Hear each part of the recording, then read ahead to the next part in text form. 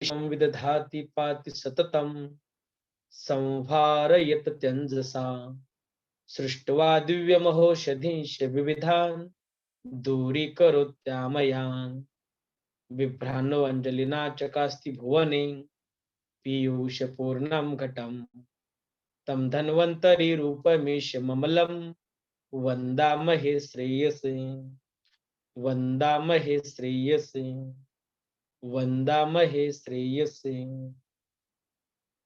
भगवान धन्वंतरीला वंदन करून आपण आजच्या लेक्चरला सुरुवात केली। हमने कल वाक्यार्थ ज्ञान के हेतु देखे थे। तो 3 हेतु बताए हैं, आकांक्षा, आकांक्षा, योग्यता और थर्ड सन्निधि। तो वाक्य का स्वरूप हम देख रहे थे कल। तो लिखिए वाक्य का स्वरूप, हेडलाइन दीजिए, मैं लिख के देने वाला हूं आज। वाक्य का स्वरूप, कैरेक्टरिस्टिक्स ऑफ वाक्य। अर्थबोधक पद समूह वाक्य, अर्थबोधक पद समूह वाक्य। तर्क संग्रह, पद का समूह 2 या 2 से अधिक जिसका सार्थक अर्थ निकलता है उसे वाक्य कहते हैं। अर्थबोधक पद समूह वाक्य, पद का समूह 2 या 2 से अधिक जिसका सार्थक अर्थ निकलता है उसे वाक्य कहते हैं।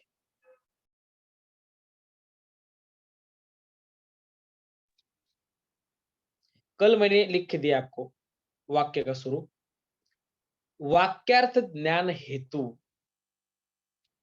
लिखो, वाक्यार्थ ज्ञान के 3 हेतु होते हैं। वाक्यार्थ ज्ञान के 3 हेतु होते हैं। एक आकांक्षा,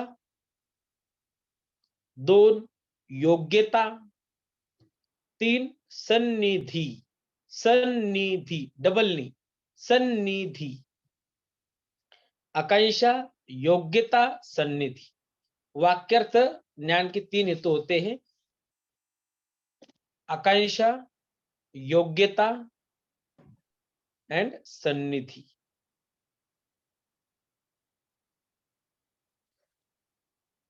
अभी कल हमने आकांक्षा के बारे में देखा है। आकांक्षा किसे कहते हैं लिख लीजिए, जितना अभी समझ में आया उतना समझ लीजिए, बाद में हम और रिवीजन करने वाले हैं।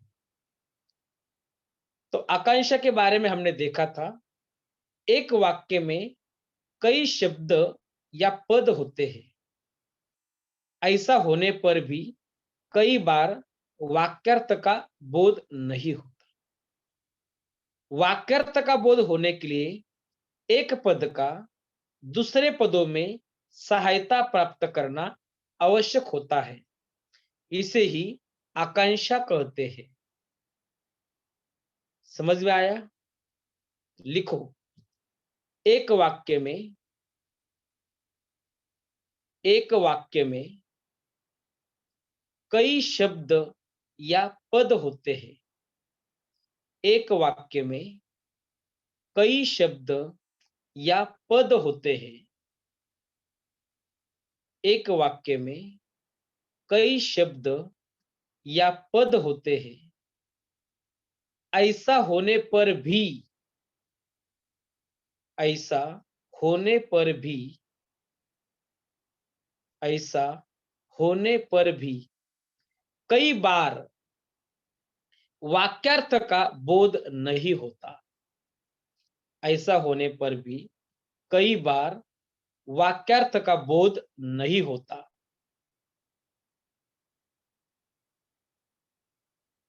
वाक्यार्थ का बोध होने के लिए, वाक्यार्थ का बोध होने के लिए, वाक्यार्थ का बोध होने के लिए, वाक्यार्थ का बोध होने के लिए एक पद का दूसरे पदों से सहायता प्राप्त करना, वाक्यार्थ का बोध होने के लिए एक पद का दूसरे पदों से सहायता प्राप्त करना आवश्यक होता है। वाक्यार्थ का बोध होने के लिए एक पद का दूसरे पदों से सहायता प्राप्त करना आवश्यक होता है, इसे ही आकांक्षा कहते हैं।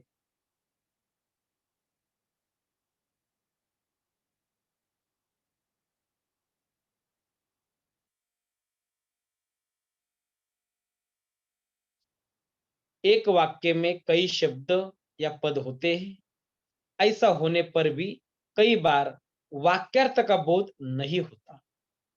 वाक्यार्थ का बोध होने के लिए एक पद का दूसरे पदों से सहायता प्राप्त करना आवश्यक होता है, इसे ही आकांक्षा कहते हैं। उदाहरण लिखिए। उदाहरण, रमेश और सुरेश पढ़ते हैं। रमेश और सुरेश पढ़ते हैं। रमेश और सुरेश पढ़ते हैं। नीचे की लाइन में लिखो, यह केवल रमेश और सुरेश कहने से वाक्यार्थ का ज्ञान नहीं होता, किंतु पढ़ते हैं कहने पर वाक्य का योग्य ज्ञान हो जाता है।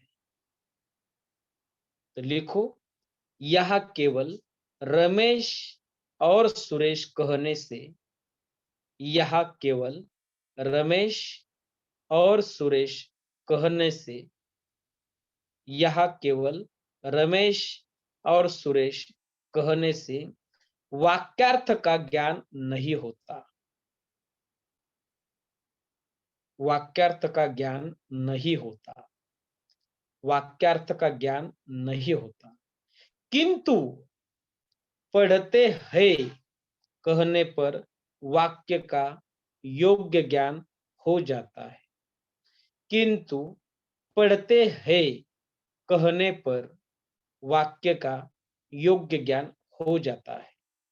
किंतु पढ़ते हैं कहने पर वाक्य का योग्य ज्ञान हो जाता है। तो आकांक्षा का उदाहरण दिया है, रमेश और सुरेश पढ़ते हैं। यह केवल रमेश और सुरेश कहने से वाक्यार्थ का ज्ञान नहीं होता। इसका अर्थ है कि एक पद का दूसरे पदों से सहायता प्राप्त करना आवश्यक होता है, इसी आकांक्षा कहते हैं। सिर्फ रमेश और सुरेश कहने से वाक्य का ज्ञान नहीं होगा, लेकिन आगे का जो सेंटेंस है, पढ़ते हैं, रमेश और सुरेश पढ़ते हैं, ये कहने पर वाक्य का योग्य ज्ञान होता है, इसे ही आकांक्षा कहते हैं। तो आकांक्षा का मतलब क्या है? एक पद का दूसरे पदों से सहायता प्राप्त करना आवश्यक होता है, इसे ही आकांक्षा कहते हैं। वाक्यार्थ ज्ञान हेतु इसमें आकांक्षा दी है। पहली है आकांक्षा। तो आकांक्षा किसे कहते हैं? एक वाक्य में कई शब्द या पद होते हैं। ऐसा होने पर भी कई बार वाक्यार्थ का बोध नहीं होता। वाक्यार्थ का बोध होने के लिए एक पद का दूसरे पदों से सहायता प्राप्त करना आवश्यक होता है, इसे ही आकांक्षा कहते हैं। एग्जाम्पल दिया, रमेश और सुरेश पढ़ते हैं। यह केवल रमेश और सुरेश कहने से वाक्यार्थ का ज्ञान नहीं होता, किंतु पढ़ते हैं कहने पर वाक्य का योग्य ज्ञान हो जाता है। ये है आकांक्षा। सेकंड लिखो, योग्यता। वाक्यार्थ ज्ञान के हेतु योग्यता।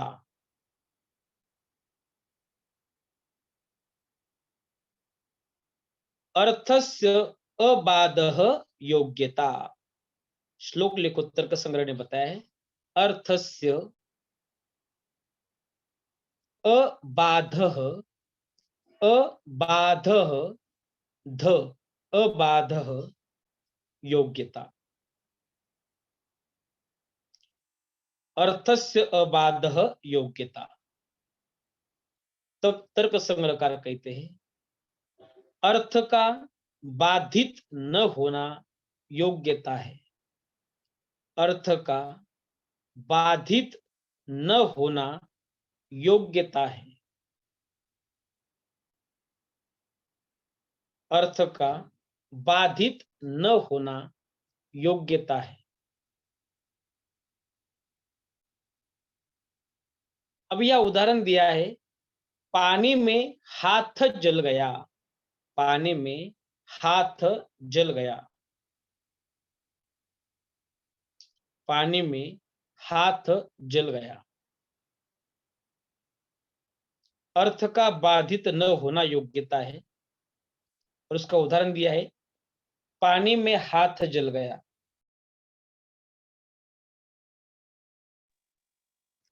अभी योग्यता के बारे में हम थोड़ा डिस्कशन करेंगे बाद में। ये समझने के लिए थोड़ा कठिन है, सिर्फ अभी इतना ही लिखो। योग्यता अर्थस्य अबाधः योग्यता। उदाहरण अर्थ का बाधित न होना योग्यता है। उदाहरण पानी में हाथ जल गया। और थर्ड है सन्निधि। लिखो सन्निधि।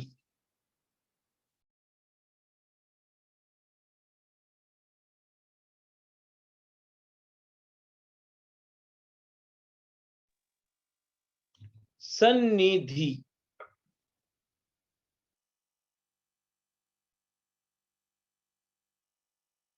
सुन लीजिए, सन्निधि या आसक्ति का अर्थ है सामीप्य या निकटता, अर्थात अर्थ बोध कराने वाले पदों के बीच देश या काल का व्यवधान न हो। पदों का बिना विलंब से किया गया उच्चारण सन्निधि है। पदों का बिना विलंब से किया गया उच्चारण सन्निधि है। उदाहरण पानी कहकर कुछ समय बाद बह रहा है। कहने से काल का व्यवधान हो जाता है, जिससे वाक्य के अर्थ का ज्ञान नहीं होता। तो यह सन्निधि के बारे में कहते हैं। सन्निधि या आसक्ति का अर्थ है सामीप्य या निकटता, अर्थात अर्थ बोध कराने वाले पदों के बीच देश या काल का व्यवधान न हो। पदानाम विलंबेना उच्चारणम सन्निधि। तर्क संग्रह में तो पदों का बिना विलंब से किया गया उच्चारण सन्निधि है। लिखिए सन्निधि। सन्निधि या आसक्ति का अर्थ है सामीप्य। सन्निधि या आसक्ति का अर्थ है सामीप्य या निकटता। सन्निधि या आसक्ति का अर्थ है सामीप्य या निकटता। लिख लीजिए, इसका विस्तार से हम वर्णन करेंगे। सन्निधि या आसक्ति का अर्थ है सामीप्य या निकटता, अर्थात अर्थबोध कराने वाले पदों के बीच, अर्थात अर्थबोध कराने वाले पदों के बीच, अर्थात अर्थबोध कराने वाले पदों के बीच देश या काल का व्यवधान न हो। अर्थात अर्थबोध कराने वाले पदों के बीच देश या काल का व्यवधान न हो। सन्निधि या आसक्ति का अर्थ है सामीप्य या निकटता, अर्थात अर्थबोध कराने वाले पदों के बीच देश या काल का व्यवधान न हो। पदों के बीच देश या काल का व्यवधान न हो। उन्होंने सन्निधि की व्याख्या की है, लिखो, श्लोक में लिखो, पदानाम पदानाम विलंबेन पदानाम विलंबेन उच्चारणम सन्निधि। पदानाम विलंबेन उच्चारणम सन्निधि। पदानाम विलंबेन उच्चारणम सन्निधि। पदानाम विलंबेन उच्चारणम सन्निधि। तर्क संग्रहकार कहते हैं। इसका अर्थ लिखो, पदों का बिना विलंब से किया गया उच्चारण सन्निधि है। पदों का बिना विलंब से किया गया उच्चारण सन्निधि है। पदों का बिना विलंब से किया गया उच्चारण सन्निधि है। पदों का बिना विलंब से किया गया उदाहरण सन्निधि। उदाहरण दिया है, पानी कहकर कुछ समय बाद बह रहा है, कहने से काल का व्यवधान हो जाता है, जिससे वाक्य का अर्थ ज्ञान नहीं होता। तो यह सन्निधि पदों का बिना विलंब से किया गया उच्चारण सन्निधि है। तो पानी बह रहा है तुरंत कहना चाहिए। जब विलंब से हम कहते हैं तो व्यवधान हो जाता है और जिससे वाक्य के अर्थ का ज्ञान नहीं होता। लिखो उदाहरण, पानी कहकर कुछ समय बाद, पानी कहकर कुछ समय बाद बह रहा है, बह रहा है। पानी कहकर कुछ समय बाद बह रहा है, कहने से काल का व्यवधान हो जाता है। पानी कहकर कुछ समय बाद बह रहा है, कहने से काल का व्यवधान हो जाता है। काल का व्यवधान हो जाता है, कॉमा, जिससे वाक्य के अर्थ का ज्ञान नहीं होता। जिससे वाक्य के अर्थ का ज्ञान नहीं होता। जिससे वाक्य के अर्थ का ज्ञान नहीं होता। तो सन्निधि, सन्निधि या आसक्ति का अर्थ है सामीप्य या निकटता, अर्थात अर्थबोध कराने वाले पदों के बीच देश या काल का व्यवधान न हो। पदानाम विलंबेन उच्चारणम सन्निधि। तर्क संग्रहकार, पदों का बिना विलंब से किया गया उच्चारण सन्निधि है। उदाहरण, पानी कहकर कुछ समय बाद बह रहा है, कहने से काल का व्यवधान हो जाता है, जिससे वाक्य के अर्थ का ज्ञान नहीं होता। अभी लास्ट पॉइंट लिखो, शब्द वृत्ति वाक्यार्थ ज्ञान हेतु आदि का आयुर्वेद में प्रयोजन। शब्द वृत्ति वाक्यार्थ ज्ञान हेतु आदि का आयुर्वेद में प्रयोजन। जो हमने अभी सीखा है शब्द वृत्ति वाक्यार्थ ज्ञान हेतु, उनका क्या प्रयोजन है आयुर्वेद में, आयुर्वेद चिकित्सा में, तो सुन लीजिए। अधिकतर आयुर्वेदीय ग्रंथ गुरु शिष्य संवाद रूप में लिखे गए हैं।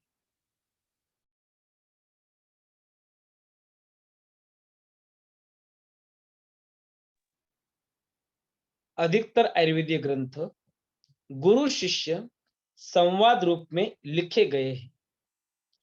उपदेष्टा अपनी बात कहने के लिए अनेक अनेक वाक चातुर्य, वाक छल आदि का प्रयोग करते हैं। इन उपदेशों को यथार्थतः समझने के लिए शब्द हेतु, वाक्यर्थ ज्ञान हेतु आदि का ज्ञान होना अत्यावश्यक है। जो हम चरक संहिता, शुश्रुत संहिता, अष्टांग हृदय, इसमें जो श्लोक पढ़ने वाले हैं, तो जो चरक संहिता है, उस चरक संहिता में अग्निवेश, आचार्य अग्निवेश ने पुनर्वसु, आत्रेय पुनर्वसु को क्वेश्चन पूछे हैं।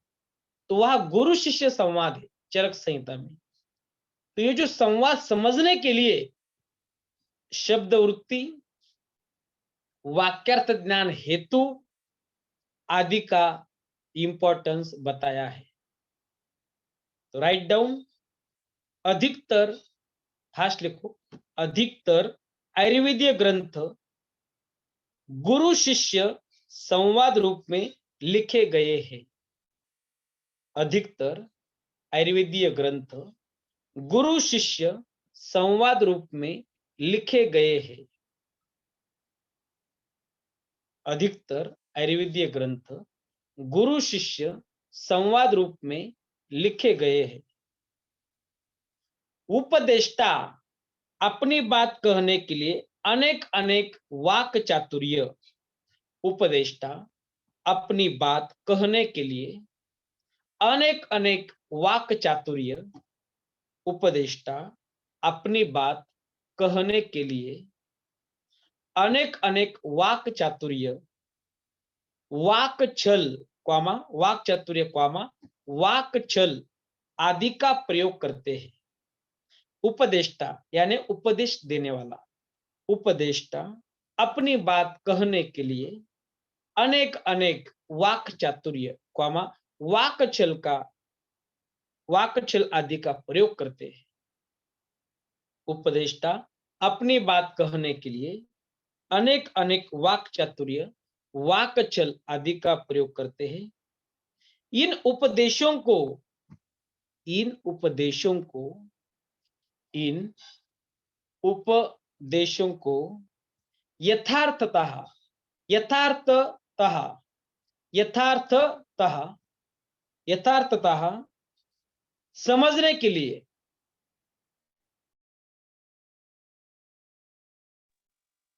यथार्थतः समझने के लिए शब्द हेतु, वाक्यार्थ ज्ञान हेतु आदि का ज्ञान होना अत्यावश्यक है।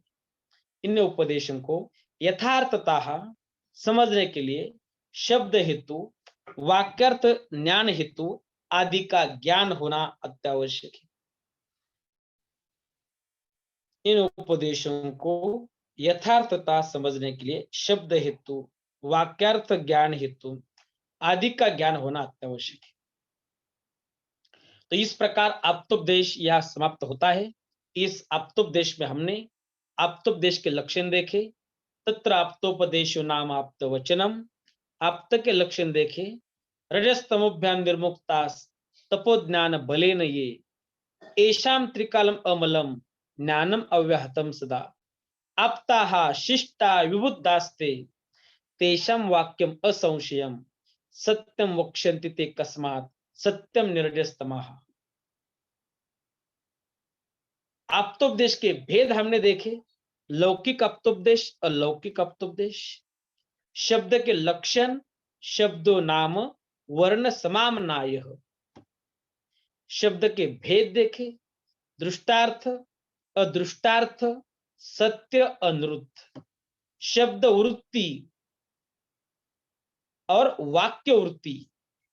तो शब्द वृत्ति और वाक्य वृत्ति क्या है, उनके चार भेद देखे हमने।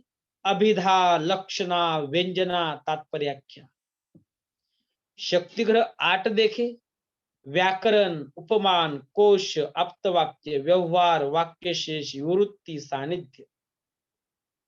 वाक्य का स्वरूप देखा हमने अभी, अर्थ बोधक पद समूह वाक्य।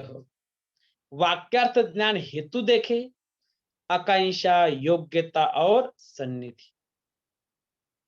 परीक्षा उपयोगी प्रश्न क्या है, आप्तोपदेश के लक्षण लिखे, आप्त के लक्षण लिखे, आप्तोपदेश के भेद बताए, लौकिक आप्तोपदेश क्या है, अलौकिक आप्तोपदेश क्या है, शब्द के लक्षण क्या है, शब्द के भेद लिखे, शब्द की वृत्ति लिखे, शक्तिग्रह के हेतु बताए, वाक्य के स्वरूप का वर्णन करे और वाक्यार्थ ज्ञान के हेतु बताए। जो मैंने सिखाया है सभी इंपॉर्टेंट है और ये सभी आप्तोपदेश का विस्तृत वर्णन चरक सूत्रस्थान, चरक विमान स्थान और तर्क संग्रह 40-50 अध्याय में दिया है। इसी तरह आज हम आप्तोपदेश प्रमाण समाप्त करते हैं। कई एमसीक्यू है, तो हम अगले लेक्चर में आप्तोपदेश के ऊपर जितने भी एमसीक्यू है उसके बारे में चर्चा करेंगे और एमसीक्यू होने के बाद हम प्रत्यक्ष प्रमाण स्टार्ट करने वाले हैं। यही हम आज रुकते हैं। Thank you.